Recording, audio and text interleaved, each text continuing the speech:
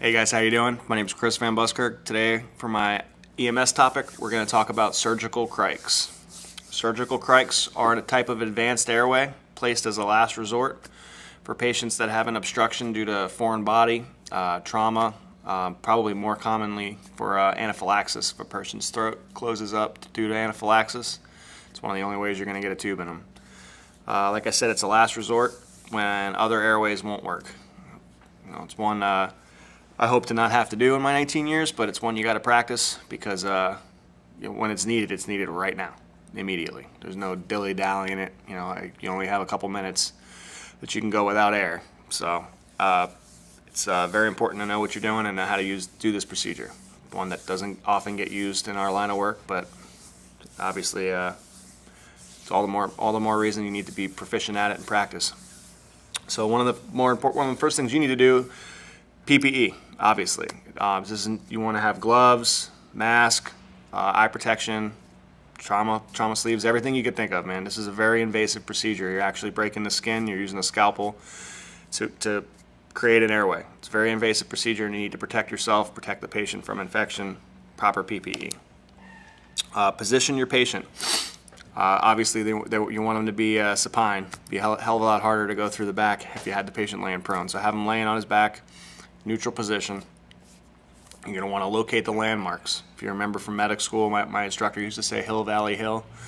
It was you want to find the cricothyroid membrane, which would be the valley.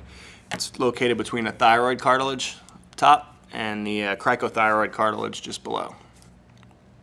You prep the area. We use betadine. I have betadine in our cric kits. You guys may have alcohol, but prep that area.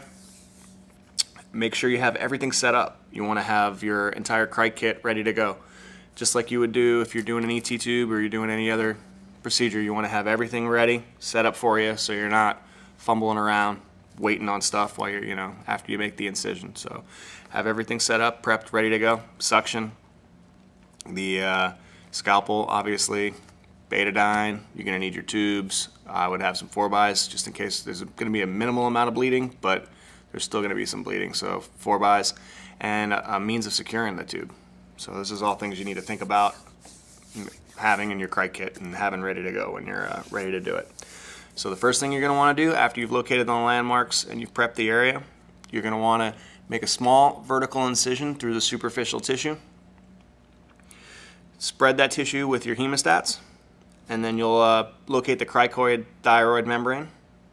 When you find that membrane, you're going to want to make a transverse, horizontal incision through the cricothyroid membrane. Take your hemostats, obviously, to make it easier to pass the tube through. Once you've made your transverse cut, you're in.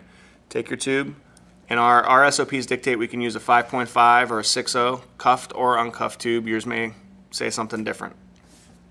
So using your hemostats just to keep the little gap open, the hole open, pass your tube through. You're not going to need to go as deep as you would, obviously, if you were doing an ET tube, because you're bypassing this entire area. So it's 1 to 3 centimeters, according to my SOPs, or protocols rather. You're going to want to confirm lung sounds, just like you would if you were doing an ET tube.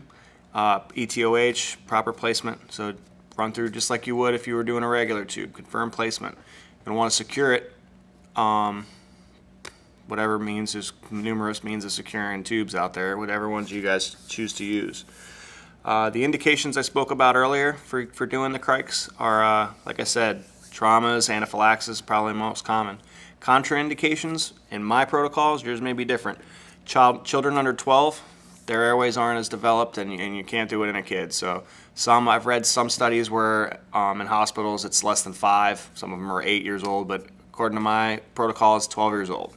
So children under 12, and can't do it if you can't see the landmarks. So if there's a massive amount of trauma and you're unable to say there's neck trauma, you're unable to see the landmarks, can't do it. You're not going to go in blind and do this. You can cause more damage, more harm than good. So surgical crics are they're procedures, like I said, we don't do often. And if I can make it, I got 19 years left in my career. If I can make it 19 years, I hope I don't jinx myself, but if I can make it 19 years without having to do one, that'd be awesome. But we've trained on them. We've gotten pigs' throats and practiced and practiced and practiced, and if the time comes, I know how to do it, and hopefully you guys do too. So Surgical crikes.